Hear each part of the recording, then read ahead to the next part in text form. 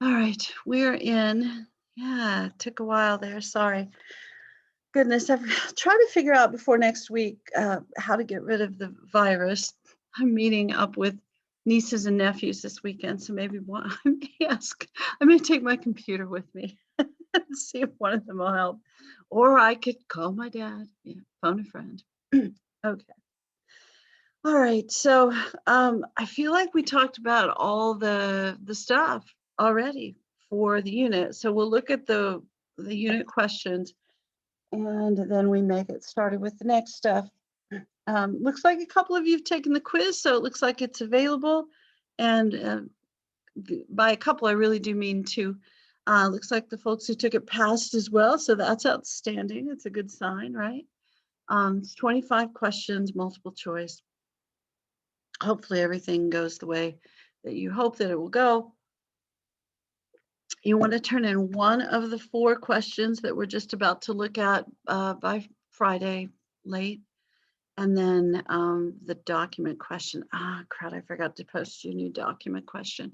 So I'll do that as soon as I log off. I'll post your new document question. I'm sorry. I know it's going to be another day of yawns. So maybe next week I'll sleep better. We'll see. All right, let's look at the questions. Let me open the right stuff. Here we go. Maybe, maybe not. It's super slow. It's still opening. Trying to think if there's anything I can remember to tell you. I'm so sorry. Are you guys as sleepy as me? Goodness. Okay. Let me open the, I feel like I've opened it, but I haven't shared it. So, okay.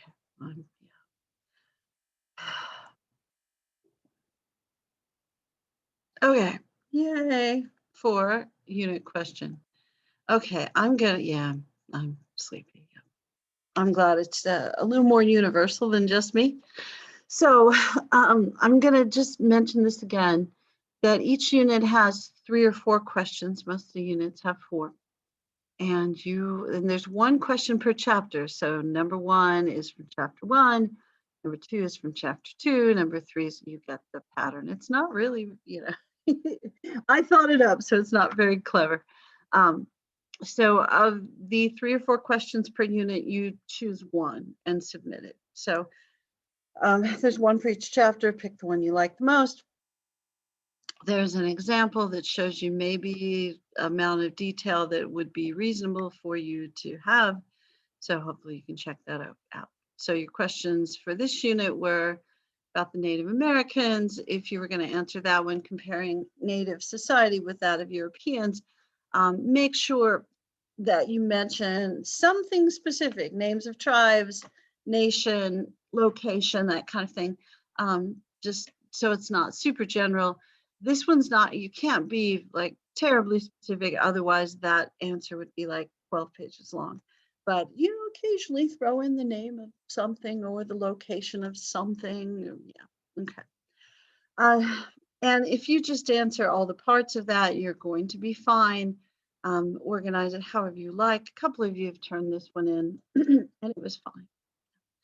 John Winthrop, Natural Liberty and Moral Liberty, and then I tossed a couple page numbers in there, which, as you have noticed, are not on the original copies. So you may want to write those down if you need them. If not, the index is your friend. So natural liberty is pretty much you can do whatever you want to do. Moral liberty is you need to do what's right, and what's right is what's right in the eyes of God as taught to you through the Bible. And the difference, natural liberty might seem freeing and fun, but may lead you to harm people.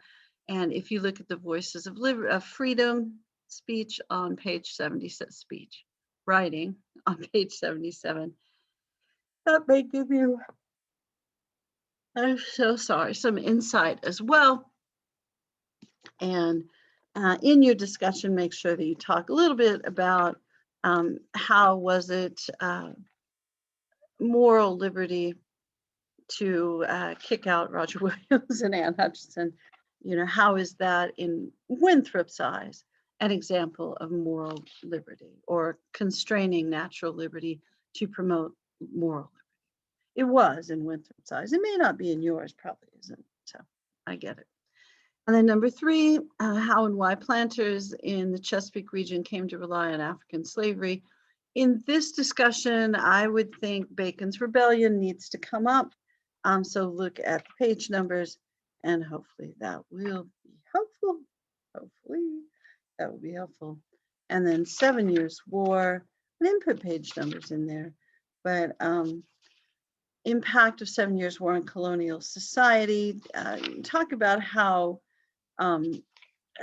if you're answering this one, I think I would mention Albany Plan of Union, use of colonial militia, maybe talk a little bit about George Washington gaining some experience. And then, of course, at the end of the conflict, some discussion about how the Europeans, excuse me, the English, saw the colonial contribution as lesser and the colonists saw it as greater. And that conflict is going to lead to some problems. And you can mention, you know, the end of the war, the Treaty of Paris, and the proclamation line, if you like. And I think yeah, that'll probably get you.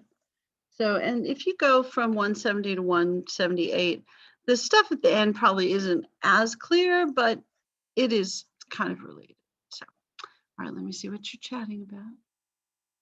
Oh, that's a fine question. Did anyone ever create a group me? So if you're in charge of the group me, or if you guys want to do a group me, you guys figure that out. Definitely don't want me to do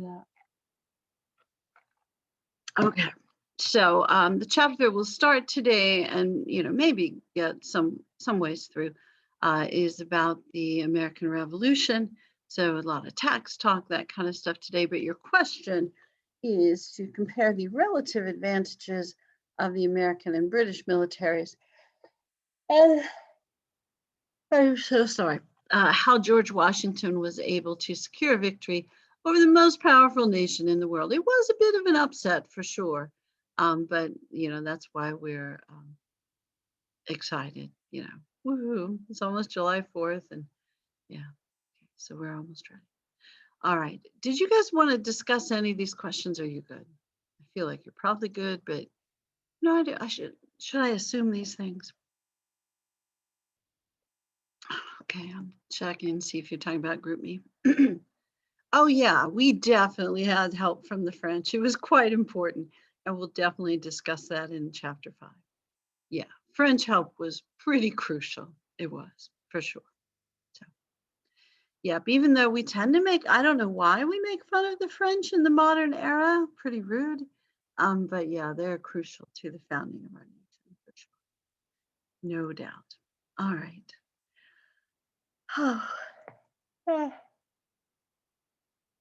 Oh, this is not a good start. I am so sorry for all the yawning. Now, so no questions, yes questions, everybody good? You guys happy? Is there anything you wanted to talk about? From all right. Let's think about the American Revolution a little bit then. I know it's tricky because I don't know that we want to go over a lot of it, but we kind of do because, next week we don't want to get behind or anything like that. Oh, I was just opening the notes and I think I opened the wrong notes. Let me double check. Oh, definitely. Yeah, because it's talking about the cotton gin. We definitely don't want to talk about the cotton gin today.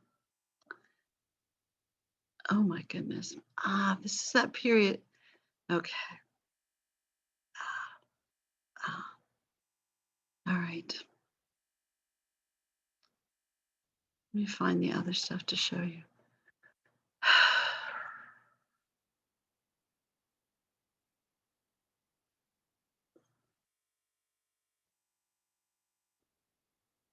I'm sorry for the delay. Okay. And then I think we already have the questions. Okay, apologies. All right, yeah, if you guys have the link to the group me, share it. If you guys, unless you guys are just being mean like that. Okay, so I'm assuming that you guys are good with all the stuff for this unit, that you're quizzing over. You need to turn stuff in, but please let me know if you have any questions, and we will start to talk a little bit about the American Revolution.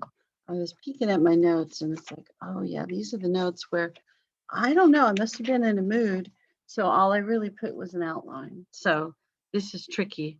Okay, so there's somebody has a question. Let's see.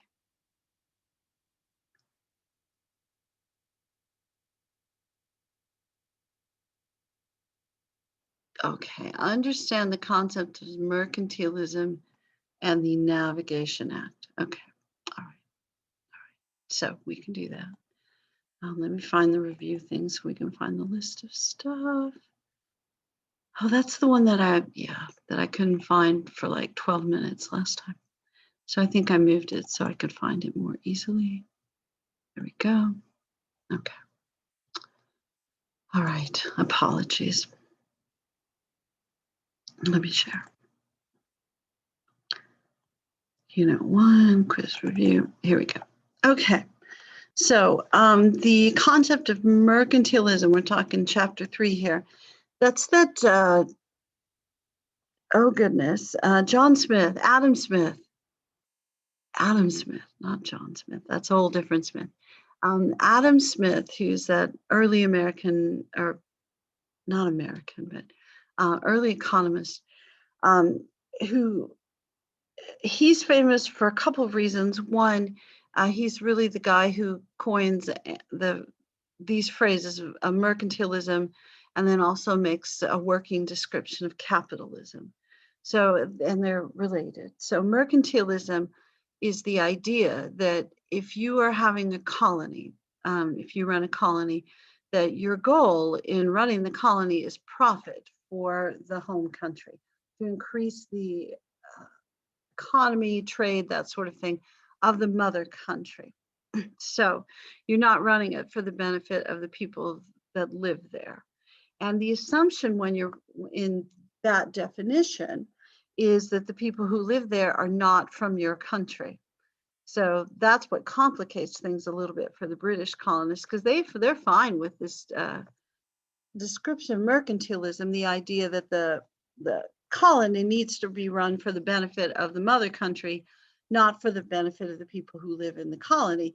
They're fine with that definition of it, as long as you're oppressing people that aren't British. The British colonists saw themselves as British citizens, so they really did not like the idea that the mother country would say, no, we're going to take your profits, we're going to tax you heavily, or tax you at all. They probably didn't tax them as heavily as they complained about, but this seems to work for British colonists as long as they're not the actual colonists. So mercantilism, the idea that the colonies run for the benefit of the home country, so not for the benefit of the people who live in the colonies. So if laws disadvantage the people in the colonies, that's to be expected. If there's not fair representation for people in the colonies, also to be expected. And the basic premise, the original premise is, well, they're not from our country, so their rights don't really matter as much. Now, the tricky part in stuff we're just about to talk about is where the colonists actually do have origins from the mother country. Do they have rights? And the people in the colonies believe that they do, and the people in the home country believe they have lesser rights, including type of representation that they should receive. On the Navigation Act, this is really just an early attempt, and you'll see 2 or 3 series of Navigation Acts throughout colonial history. The early ones really aren't well enforced because there's not people there to enforce them, but Navigation Acts are to help control trade, and they would ensure that certain goods could only be traded with the British, and that the ships could only be run by the British, and 75% of the crews had to be British. So there's some really specifics within some of the navigation acts, but the general idea is these are laws that help England control colonial trade. So these two things are kind of tied together. I don't know if that helped, hurt, made it better, made it worse. Let me look. Okay. All right. Thanks. Okay. All right. Does anybody else have any questions about any of the things on here before we go on? I'm almost out of water too, and we just started. Goodness. All right. I'm going to assume we're okay, but you can ask questions anytime, of course. Really love for you to ask questions because I feel a little weird about going on full speed, but we kind of need to. You know, it's a weird timing of this class. So I'm just going to note, and I trust that this is in the course document section, but I'll double check as well. So your list of things to study as you review for the next unit, impact of the French and Indian War, virtual versus actual representation, pre-revolutionary taxes. There's a whole list of taxes. I know when I taught, you know, a fairly intense version of US history for high school students, they really had to hone in on these taxes and kind of know which one was first and how it led to the next one, because it really was important to the making of the revolution. You know, in a survey class where you might have one question about this, we don't want to be quite as intense, but you want to know who the Sons of Liberty are, including Sam Adams. High school students are always excited about him because of beer. Boston Massacre, Boston Tea Party, Declaration of Independence, major battles, including Bunker Hill, Lexington and Concord, Saratoga, Yorktown, Thomas Paine and Common Sense, and the Treaty of Paris. And of course, somewhere in here, I've assumed that you have a pretty good idea who guys like George Washington are, John Adams, Thomas Jefferson, James Madison, although Madison becomes more important in the next chapter for sure. And then there's Adam Smith again as we go through. And remember as well, you know, you've got 4 chapters with lots of little bullet points, but a 25 question quiz. So, you know, you want to make sure that you kind of have these guys down in general, but, you know, these are the folks that I would make sure that are the things, the items that I would make sure when we're going through the notes that you make, you know, pay a little extra attention to. All right, let's see what else we wanted to share. And I think we already looked at the question about why Washington was successful in the revolution. There we go. All right, let's look for the notes. Not about the cotton gin. Okay. And yeah, what I noticed in my notes, like I really did not type very much. I must have been on strike for this unit because I know all the other units have a lot of stuff. So I'll talk, you guys write, and maybe I'll type some stuff in, but I hate to type in front of you, yeah, because I'm not good at it. All right, French and Indian War. The end of the French and Indian War is going to bring pretty profound debt into the British Empire. And they knew this was going to happen, but they had also, you know, they were politicians in Parliament. So they had run for office. And in their run for office, they had said that they were not going to raise taxes, which is, I think, what every politician ever says. Or they might have a different version of it. I'm not going to raise taxes on people making less than $400,000 a year, or, you know, whatever the amount was. I think that was the amount in the last election cycle. Yeah, and I know where I live, they always brag about not raising taxes, but taxes go up every year. They just, but in this era, people really weren't very heavily taxed in the Americas because there weren't that many tax collectors. We'll just go with that. And even though occasionally the British would levy taxes, really hard for them to collect the taxes. So they really weren't as heavily taxed as people who lived in England proper, because it was easier to collect taxes there and easier to punish you if you didn't pay them, and there was nowhere to run. Also, the standard of living, the average standard of living, I know this is not true for indentured servants, it's not true for slaves, but the average standard of living overall was much higher in the Americas, especially in the middle colonies in New England, where you were much more likely to own land or property or business or something like that than you would have been back in England. So you're much more likely to be able to create wealth and have more money. So, yeah. All right. So, as far as financially, American colonists tended to be better off than their counterparts back in England and taxed less. So I would sort of keep that in mind a little, because they're not going to get a whole lot of sympathy from the average person back in England um, about taxation without representation or virtual representation versus actual representation, because they're better off. Okay. But the French and Indian War creates this massive debt.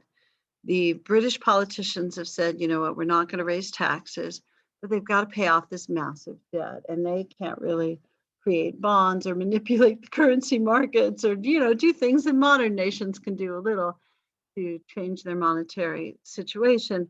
So they actually have to pay off the debt. So they got to raise taxes or lower spending.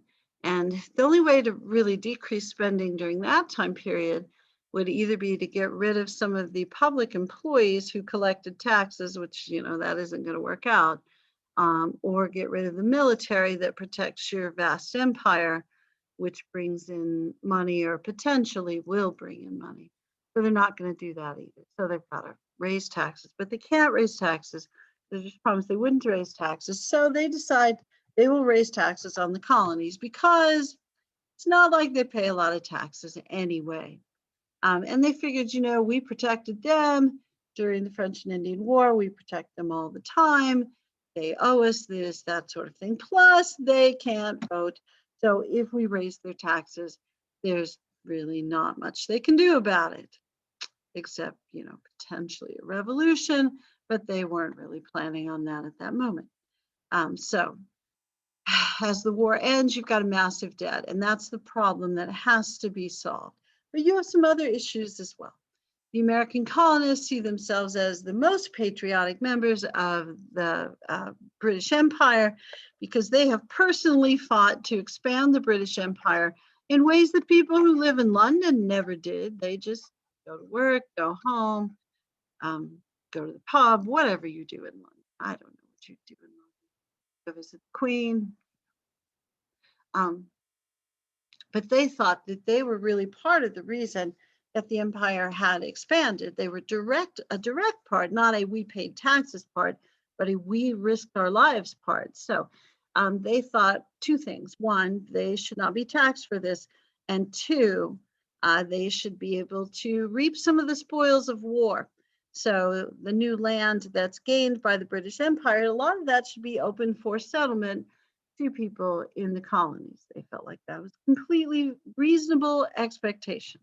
So when the Proclamation of 1763 was issued, which limited settlement to the Appalachian regions and not beyond, that was a source of frustration for the American colonists, who felt like, well, that was supposed to be our reward for fighting this war.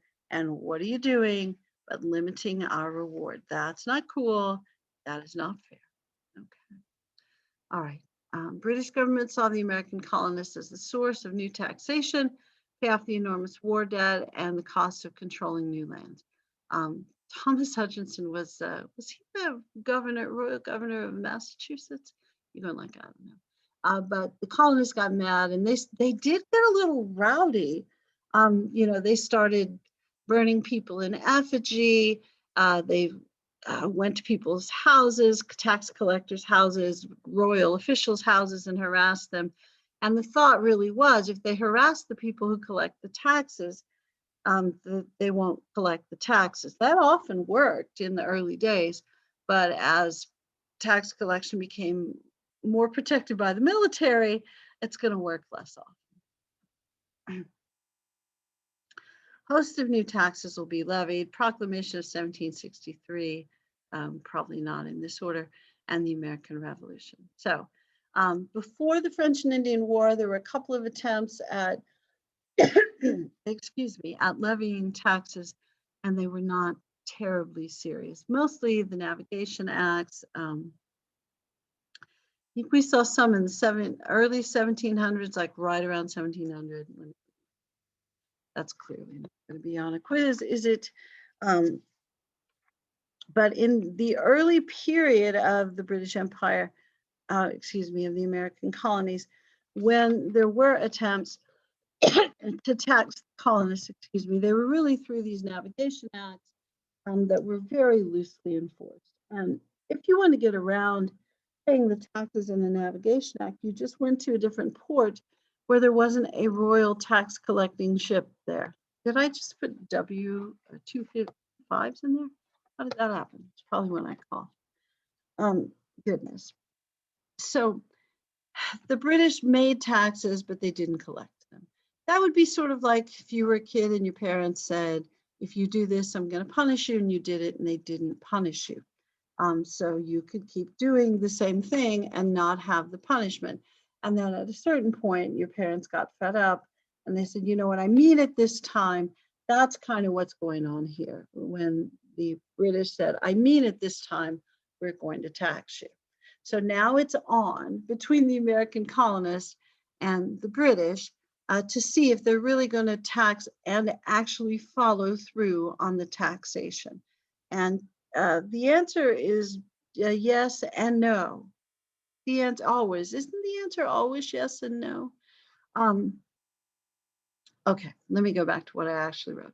So before the French and Indian War, the British made feeble attempts to control colonial trade. Feeble, that was judgmental of me, wasn't it?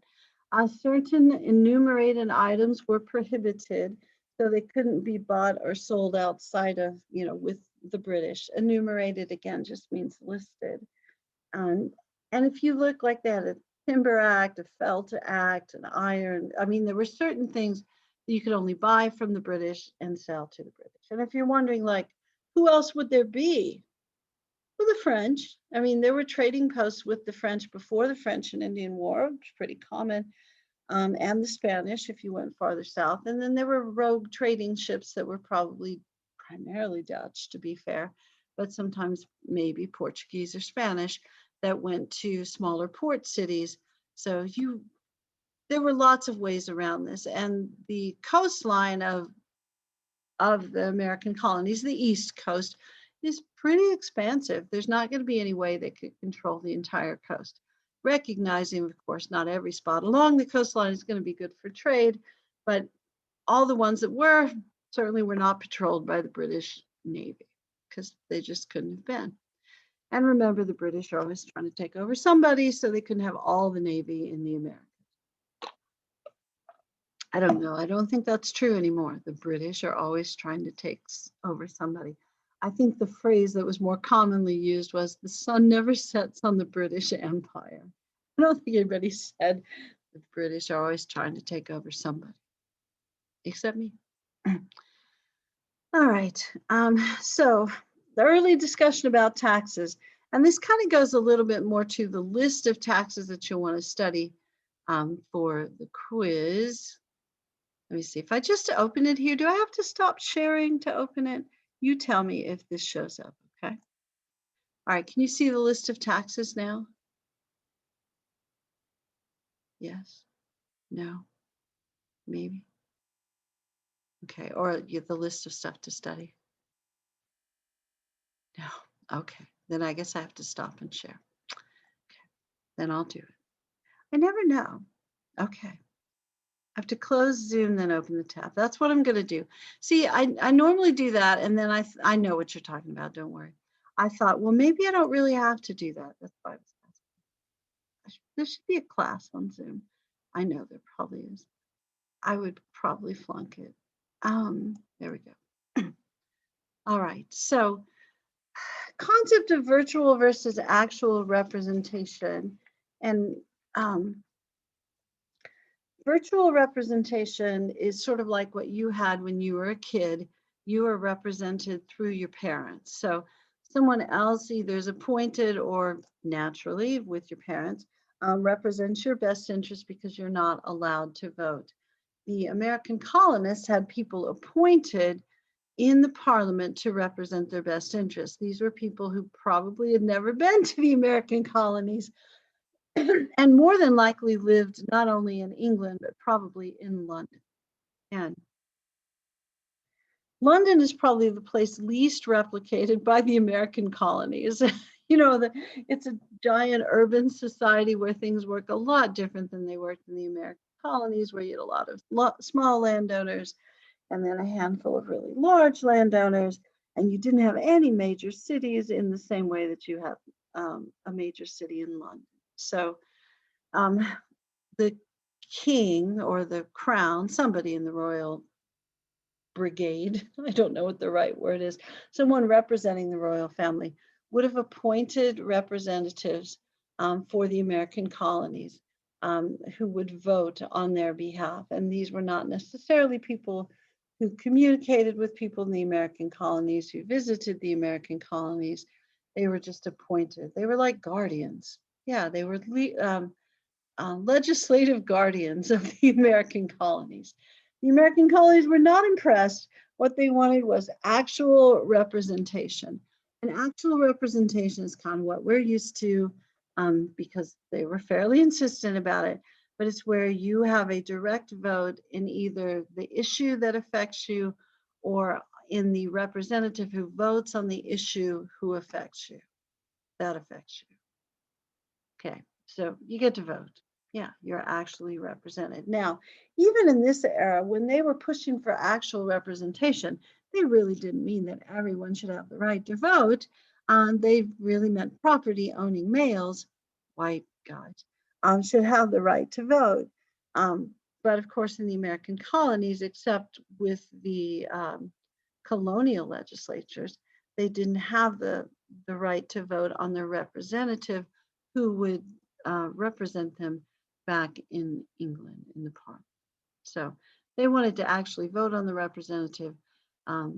The English government is going to argue, well, you have an appointed representative, so therefore you are appointed, you are represented. So it is not, as you are going to argue, taxation without representation.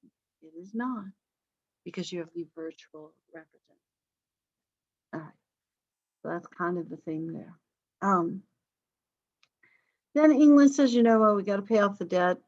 So let's go. Let's try to pay, let's levy some taxes, and we'll find some taxes that they don't mind paying. Now, I think, let's see, what did we, general trends in American history, or things that are generally true of Americans. One, they really resent paying taxes. That is still true. Yeah, so keep that in mind. Two, they don't really like their government telling them what to do. So this proclamation line of 1763 was kind of annoying. And they felt like they weren't getting the spoils of the victory. And they also like to shop. I think we had already mentioned that because colonial debt is pretty high during this time period, a little bit before, because they were pretty prosperous and buying stuff they didn't need, also an American tradition, which goes along with your debt being pretty high. All right, so here we go, a whole list of taxes that Americans are going to go like, now that's fair, I'll pay them. I want to pay my fair share. No, that's not an American thing at all. I know I have friends who move over from Europe. It's like, I don't understand why you don't have a social democracy. It's like, give it about 10 years and it'll rub off on you. You'll notice it's like, no, I shouldn't pay the taxes. That's somebody else's tax. They should pay it. The rich should pay their fair share, but I don't want to pay. And then the rich guy's like, I pay more than my fair. Nobody wants to pay taxes. Nobody says, you know what, that's reasonable. I really want to support my country. No, that's not what we do here. That's yeah. No social democracy. We don't do that. All right, so the initial tax was the Sugar Act. This is 1764. It's not really crucial that you know the years. It's probably useful that you kind of get a little bit that the Act came before the Stamp Act, and then the Stamp Act before um, led to the Declaratory Act, which led to the Townsend duties, and the most famous one of those is the Tea Act.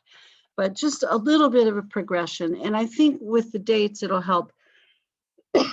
If you remember that the Treaty of Paris, end of the French and Indian War, 1763, so the taxes start pretty quickly after that. So, you know, even if you're wrong on the dates, if you know it's right after the French and Indian War, yeah, I don't think dates as a rule are super important, but chronology is always important. You want to know what happened and led to the next thing that happened and led to the next thing. So, Sugar Act.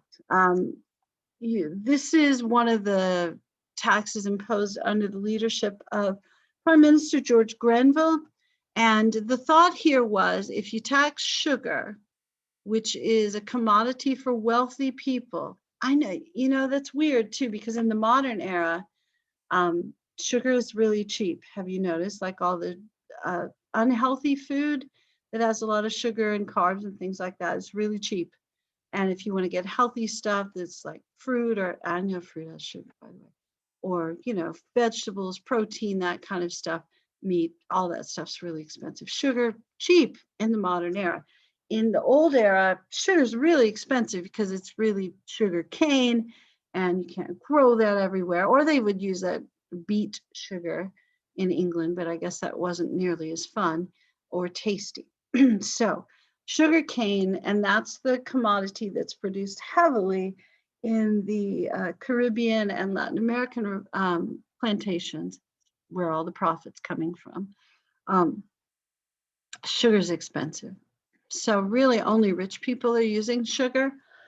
And in the British American colonies, probably molasses is a bit of a substitute because it flavors some stuff and it's a little sweet. I know some of you are going, I've had molasses. It's really not. But you know, if you're poor, you're going to have something. You can also, I think they make rum out of molasses as well. But sugar really is for wealthier people. So the thought is if we tax sugar, it's really going to impact rich people. And poor people really won't care that we're taxing rich people, because as long as we're not taxing them, it's probably fine. So they were wrong. I know, I'm shocked as well. But people got really upset about the Sugar Act. And the book is going to suggest that the Sugar Act really, it probably disproportionately affects wealthier folks. And let's see, they're also going to place a Revenue Act that we apparently don't care about because we never talk about it, against wood and hides and things like that that have been traded more freely with non-British countries. So you've got a list of new taxes probably that affect the wealthier more than the poor. And the thought was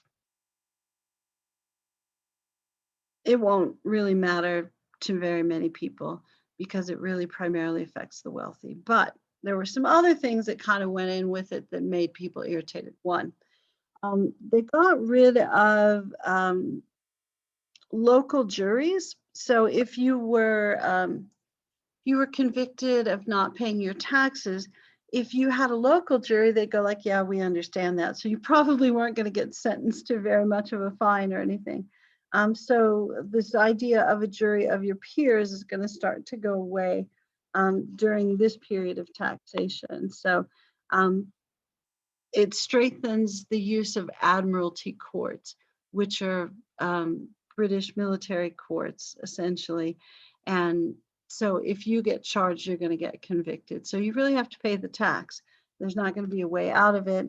And if you're also smuggling to violate the Revenue Act, then you're going to get in trouble. So some of it is that it's taxation without representation, and some of it is that it's an unfair tax, you know. that nobody's voice was heard about it, that it's not because there's a new service being provided, it's really just a tax to pay off a debt. And some of it is the use of vice admiralty courts. But you're going to start to see some protest against it. And so the British government will end up repealing the Sugar Act. Yeah, Sugar Act. And, the book will mention too that the Sugar Act is really an extension of the Navigation Acts, where you have enumerated items that are taxed specifically. Only the difference is they actually enforced this tax. That is kind of the difference. And so the British American colonists would protest, rebel a little bit. So the British Parliament said, you know what, that's not working quite the way that they wanted it to. So they're going to repeal the Sugar Act. And so the thought was, the Sugar Act, that didn't go over well. So what we will do is we'll pass a tax that really taxes everyone, but just a little bit. And maybe they'll see that as more fair. Yeah, so you're going from just taxing the rich people, and that seemed to irritate everybody, to taxing everyone. I'm sure that'll be much better. So they passed the Stamp Act. The Stamp Act, 1765. So a couple years later, a year later. So a Stamp Act taxes all legal documents, bills of sale, anything that requires, oh goodness, like anything that's printed, any legal transaction, birth certificates, marriage certificates, newspapers have to have the stamp, actual mail, if they did have some actual mail. So any legal document, any printed document has to have a stamp, which is essentially means you're paying a tax on it. But the thought was, if we do this, it's just a little tax for everybody, so everybody's going to chip in, and it's really not going to be that big of a deal. Okay, you know that it was that big of a deal. So you end up with the Stamp Act Congress. You end up with people protesting in person, people producing articles of propaganda about how unfair the Stamp Act is, the cry of no taxation without representation, and governors within the American colonies declaring that the Sanctuary of Liberty is no longer a sanctuary of liberty within the Americas. There'll be committees of correspondence. There's going to be all sorts of protests. So this is going to lead to lots of difficulty. And the book is going to talk at length. There'll be 2 or 3 or 4 pages where they talk about resistance to the Stamp Act. They'll send Ben Franklin to Parliament so that he can testify against the Stamp Act, and testify pretty successfully. And of course, the rallying cry is no taxation without representation. So the discussion is, if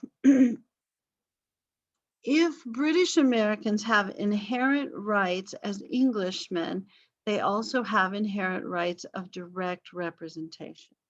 And that's going to be the point of contention. And Franklin is going to go and argue that, and argue fairly successfully. But there are going to be all of these protests that are going to become, I know that violent is necessarily the right word, but they're going to burn people in effigy. They're going to protest. They're going to be signs. People are going to dress funny. They're going to wave banners, that kind of stuff. So people are going to be very, very frustrated about this. So you'll have open political debate, protest in the street. You have the creation of the Sons of Liberty, who are going to lead a lot of these protests. Thomas Hutchinson, who, excuse me, was one of the, I think he was the tax collector in Massachusetts, or the royal governor? He might have been the royal governor. but they're going to demonstrate in front of his house. Let's see, it mentions that people in port cities, which is where the taxes are primarily controlled, are going to also destroy British officers and tax collectors' houses. So it gets pretty rowdy. I mean, it does. And the British government's going to back off on this in part because British merchants are going to back off on some of this stuff too, because their sales are going to be down because, their goods, bills of sale, have to have the stamp as well. And people are going to start boycotting British made goods. So if you upset the British manufacturers, the wealthy guys in London, not necessarily the landed aristocracy, but the wealthy guys in London who run businesses, then you're going to lose support for your taxation as well. So the Stamp Act is going to be repealed a year later in 1766. And the British government, the Parliament, along with the repeal of the Stamp Act, will also pass something called the Declaratory Act. Let me check to see what you guys are saying.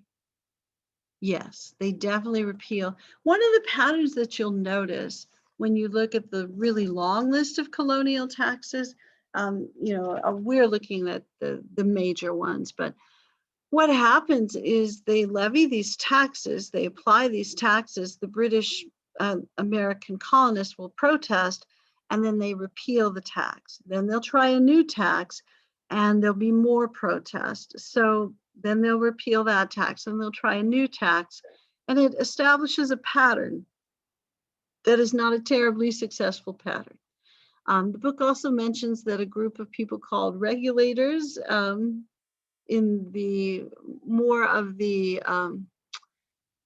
what's the right word, frontier or backcountry regions will arise, and they kind of decide that they are going to enforce the law. So they're like little groups of vigilantes in the West. When the local government doesn't protect people's interests, they rise up and say, like, we will take care of that.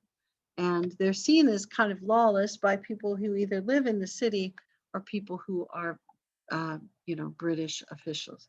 Probably if you're a British official, you're going to see them as lawless for sure.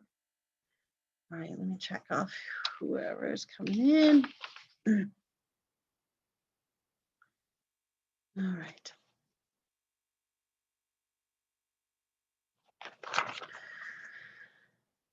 Let's see. I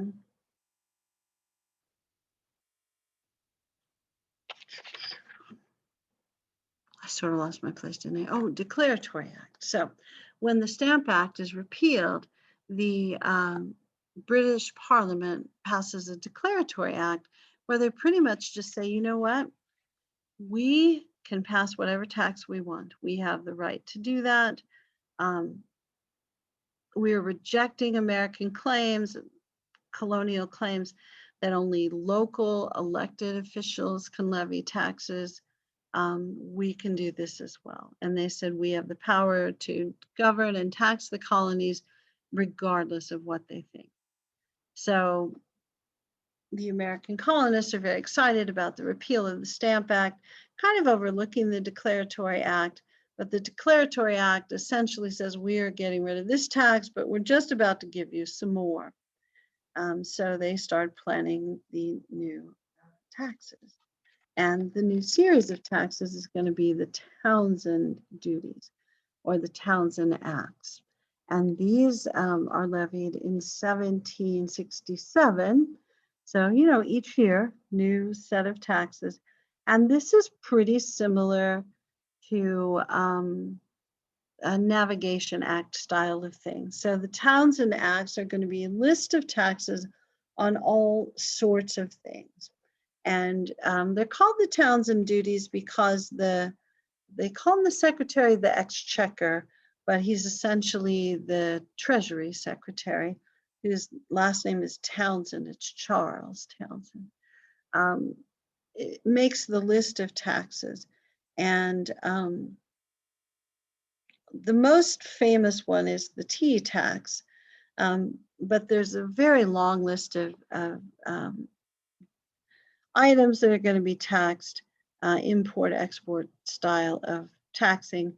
And the goal here is to collect the taxes at the port cities and to suppress or stop the smuggling. So it's going to lead to more British military being sent to the Americas, primarily on the duty of collecting taxes. And, you know, anytime the military is sent in to collect taxes, you know, that's going to go well. There's going to be written response. One of the things I probably didn't emphasize as much as I should have is that any time that there's a new tax, one of the first things that you see somewhere, sorry for a yawn, is a written expression of protest. So there's always going to be an editorial, a circular letter, there's going to be pamphlets, broadsides, that sort of stuff. American protest, it really traditionally starts off with some written response. That's, for whatever reason, what we do in the Americas as well. It's also why I don't know if you guys read newspapers, but we still sort of, if you read newspapers, there's still lots of letters to the editor. People really think their opinions should be taken into account. I think that's kind of the Puritan part of our background, that Massachusetts, Connecticut region. But I mean, it certainly was true in Pennsylvania. It's true anywhere, kind of middle and northern colony. Not as much in the South because, you know, rich people sort of run that thing. But in that era, of course, now the South, you know, we're very similar to the North, except it's hotter. But the Townsend Duties leads to the writings of John Dickinson, called Letters of a Pennsylvania Farmer. He's not really a farmer, by the way. It mentions that he was a lawyer, although his family had a plantation, which I don't know if you would consider a farm, but they might have during that time period. So he produces essentially his response, and it's published as a pamphlet, and it says that it's really time for England and the British colonies to reconcile. And by reconcile, he really means that it's time for the British Parliament to recognize that the American colonies are truly a part of the British Empire, deserving of representation. And the book says that he quotes everyone from Shakespeare to David Hume, William Blackstone, and Baron de Montesquieu, just really impressing. I don't know that Shakespeare would be considered Enlightenment ideals, but he's Shakespeare, so you got to quote him, right? But just the expressing the Enlightenment ideal of representation of the governed, and that the government having a responsibility to those that they govern. And really just the idea as well that in 1777 or so, American colonists are not thinking it's time for us to get out of here. They're really trying to get the British to recognize that the American colonists should have certain recognized rights. And they're really just trying to get what they believe is fair. There really is not any serious suggestion of independence at this point. It's just, we know that you study the same ideas that we study, that you've studied the same political philosophy. It's time for you to apply it in a more fair way. So this is really just American colonists petitioning the British Parliament to begin to recognize their natural rights. And so to help avoid some of these Townsend duties, import and export taxes, people in the Americas, really primarily led by women referred to as the Daughters of Liberty, are going to organize boycotts of British-made goods, imported goods. So they're going to start making their own cloth. They're going to stop importing sugar, anything that's considered a luxury. They're going to try to help their neighbors out a little bit if there's financial distress, banning anything that's going to require the import-export duties. So you'll end up with a pretty general boycott in the Americas in response to the Townsend duties.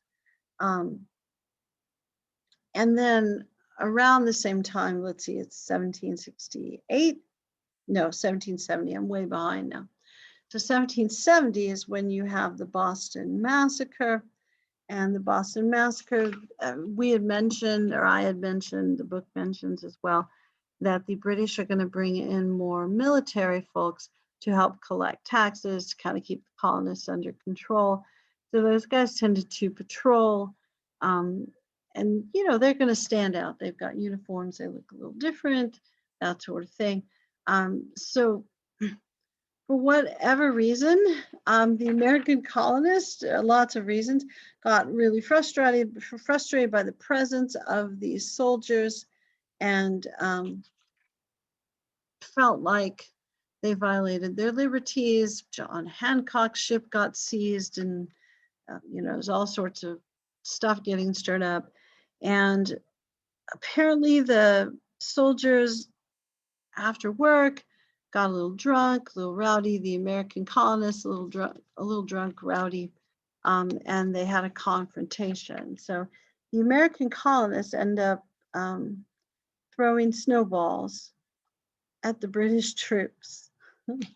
And if you're not from here and you've been in a snowball fight, you may have a better understanding of it. I grew up in a place there was lots of snow and ice, and I have 3 brothers, and I really was always on the losing end of the snowball fight.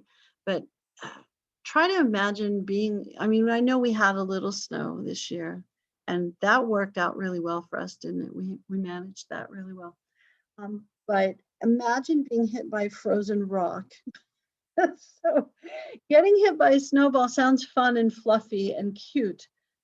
It is not always. So getting pelted by these snowballs, the troops ended up getting frustrated, felt like they were being attacked. They were outnumbered. They were being attacked, but they were outnumbered. They ended up shooting into the crowd, and they ended up killing some of the people who were fighting against them. And so there's going to be propaganda associated with that. Always think in that era and area, Paul Revere, there's some propaganda. And Sons of Liberty, they're going to do some engravings. They're going to, there's going to, be swag. There's going to be Boston Massacre swag.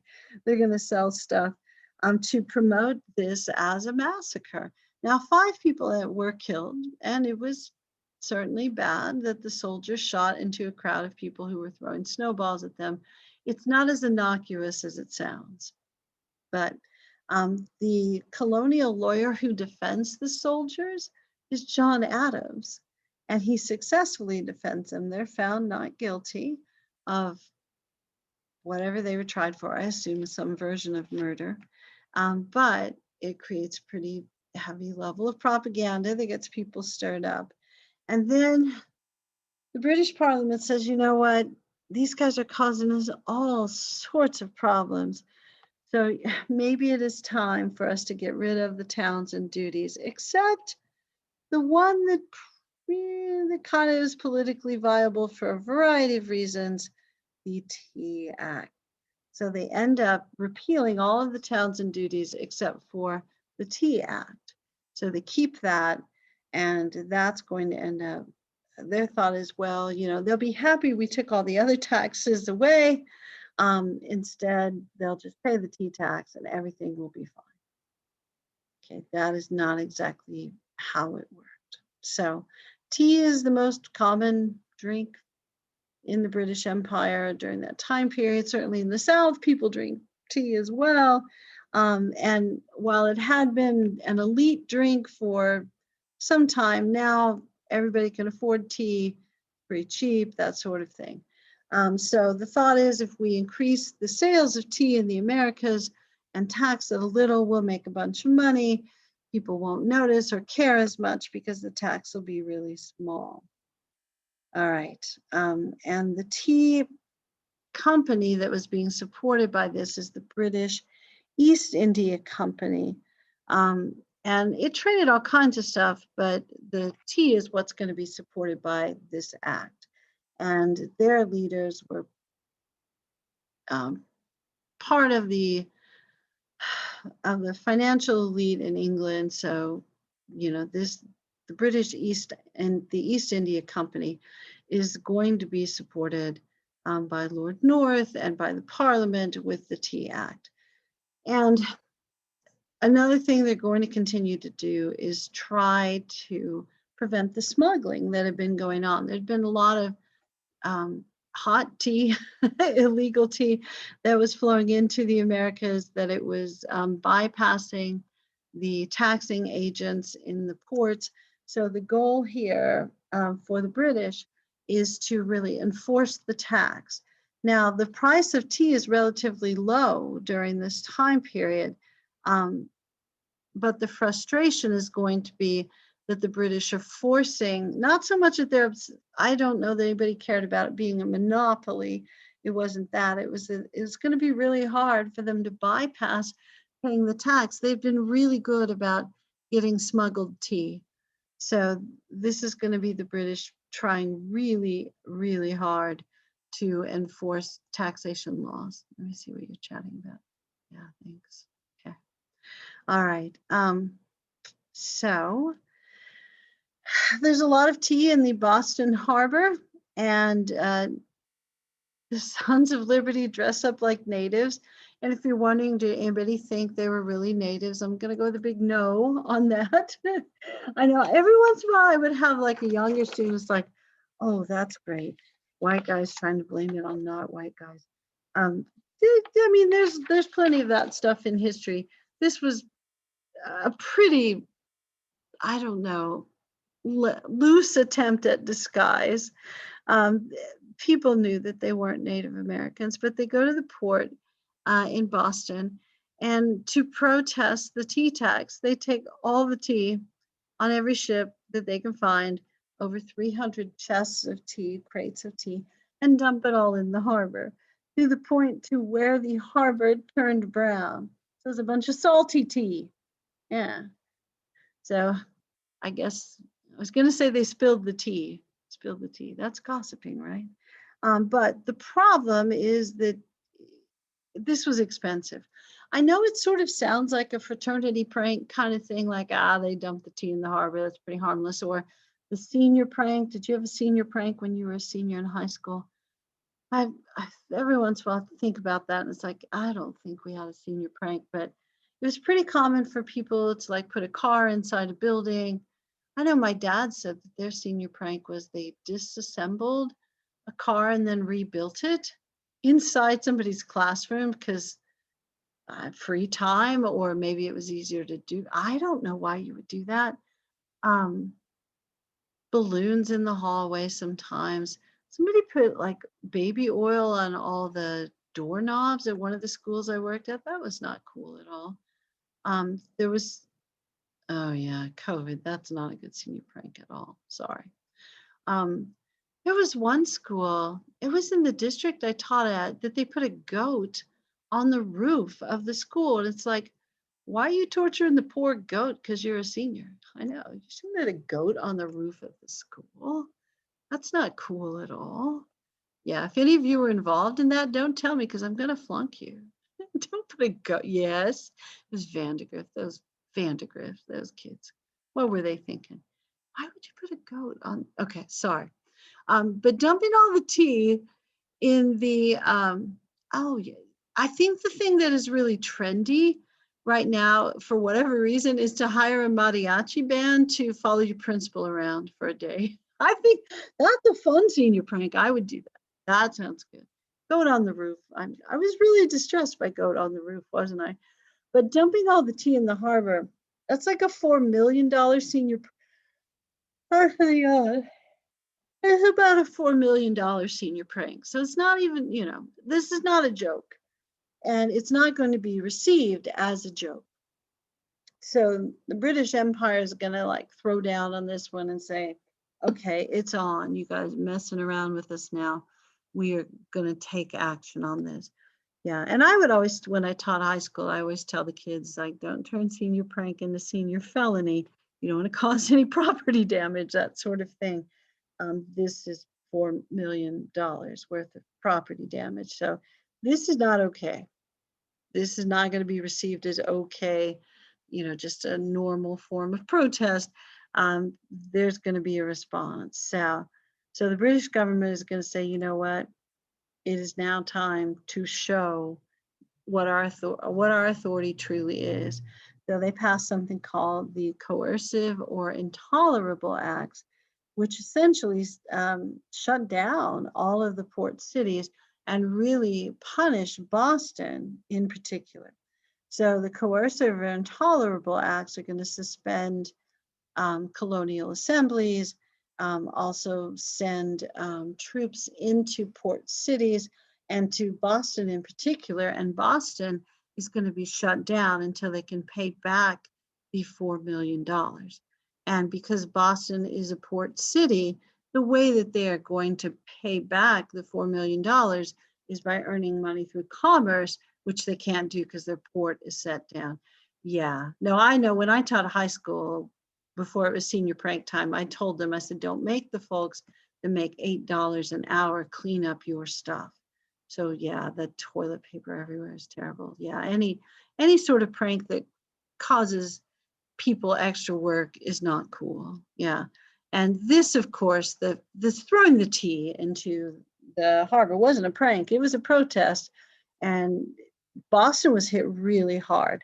The the plan with these intolerable or coercive acts was to punish Boston so harshly that no other colony or city would do something like that. They would go like, oh my gosh, look what happened to Boston.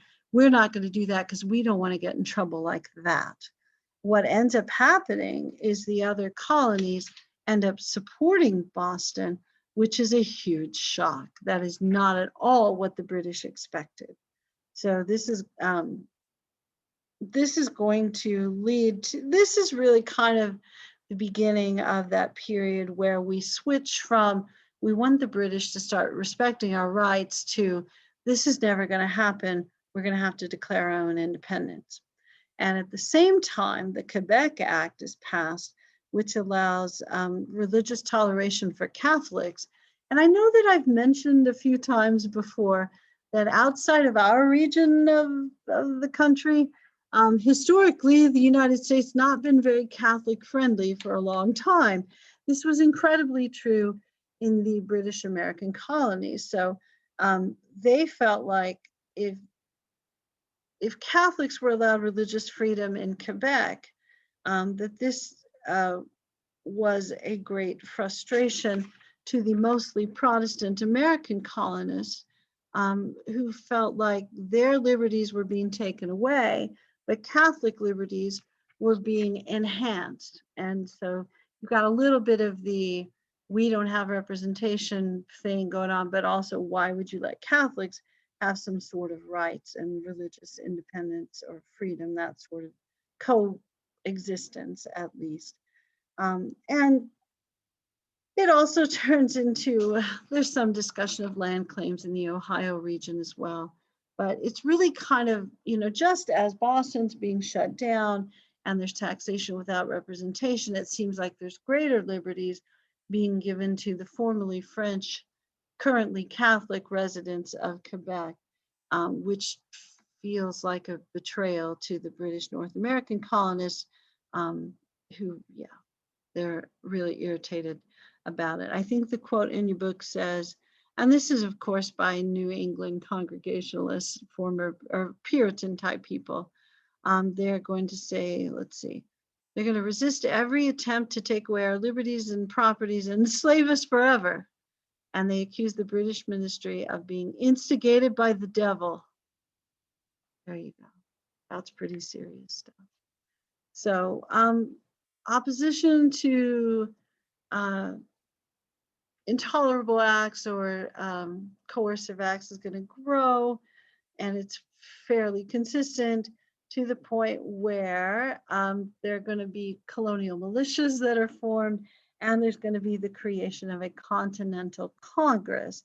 So they're going to be representatives from many of the colonies, 12 out of 13. Georgia's the one that doesn't take part in the initial Continental Congress, who come together to discuss what the proper response to the British tyranny should be.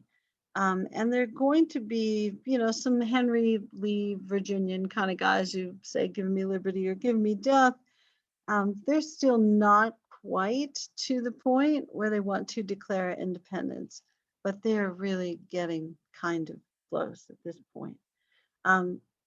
So they're trying to discuss, one of the things that you'll notice in some of the speeches, especially Patrick Henry, he's the give me liberty, give me death guy. I said Henry Lee, didn't I? That's Washington's cousin, sorry.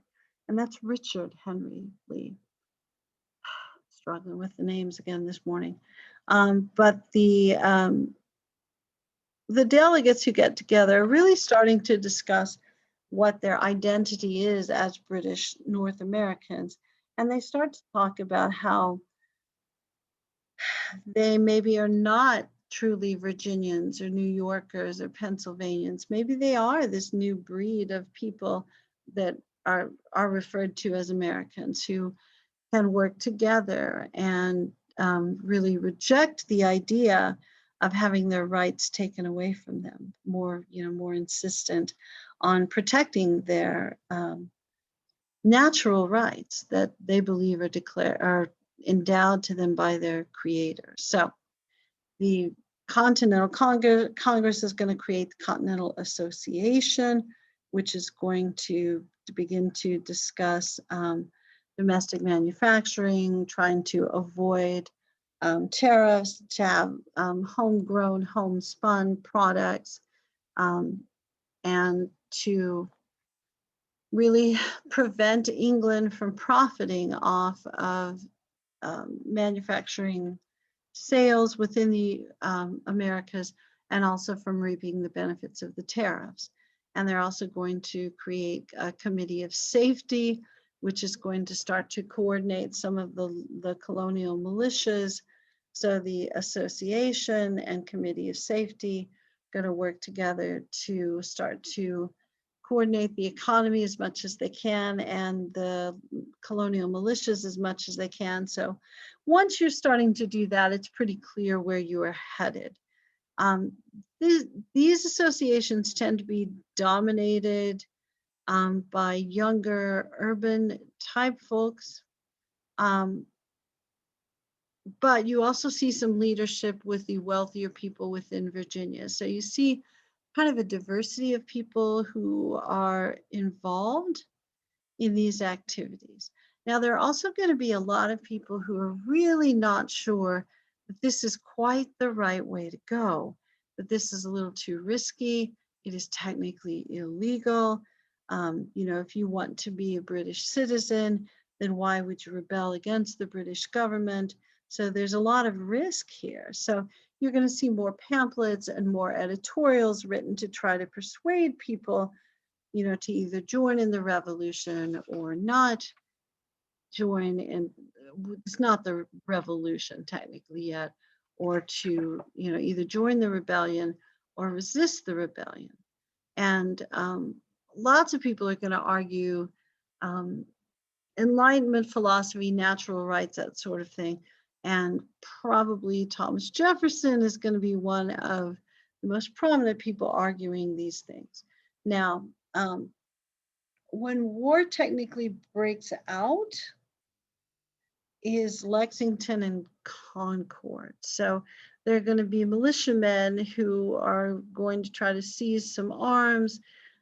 They end up getting caught between this Lexington and Concord in Massachusetts and in a skirmish, and it says 49 Americans and 73 members of the Royal Army get killed in that conflict. And so that's kind of the first skirmish, maybe battle. It's not a formal battle of the American Revolution. Bunker Hill is considered the first formal battle of the American Revolution. But lots of the militia have, they've been organizing since the committees of safety for a year or so. So these guys are a little more prepared than you might imagine.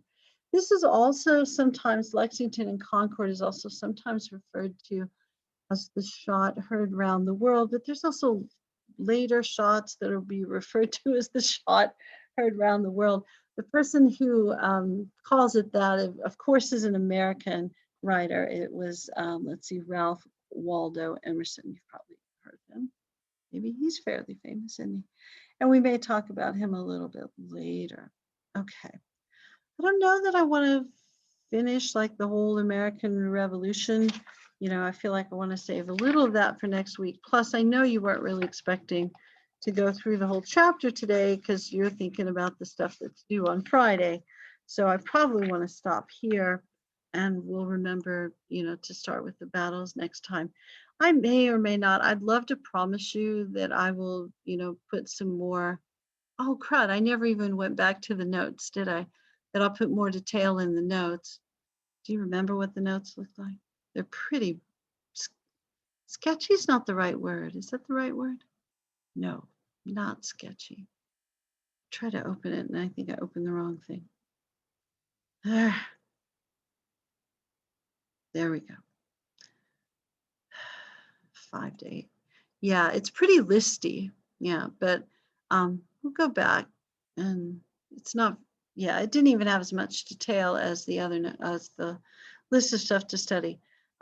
But we'll start talking about the American Revolution proper part, battles, entry of the French, why that matters, that sort of thing, and then the eventual victory.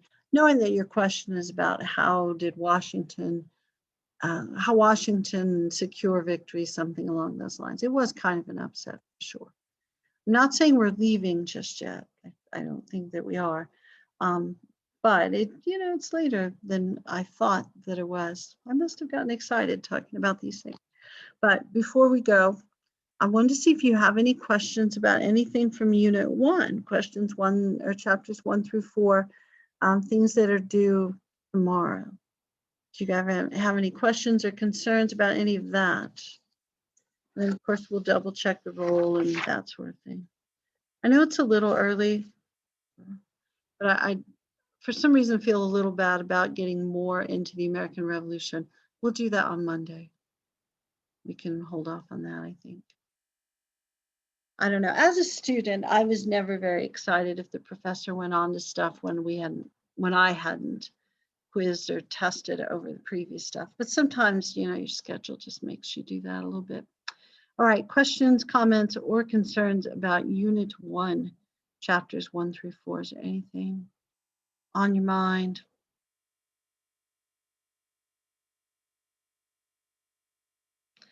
Okay, while you decide if there's anything on your mind, let me go ahead and stop the recording.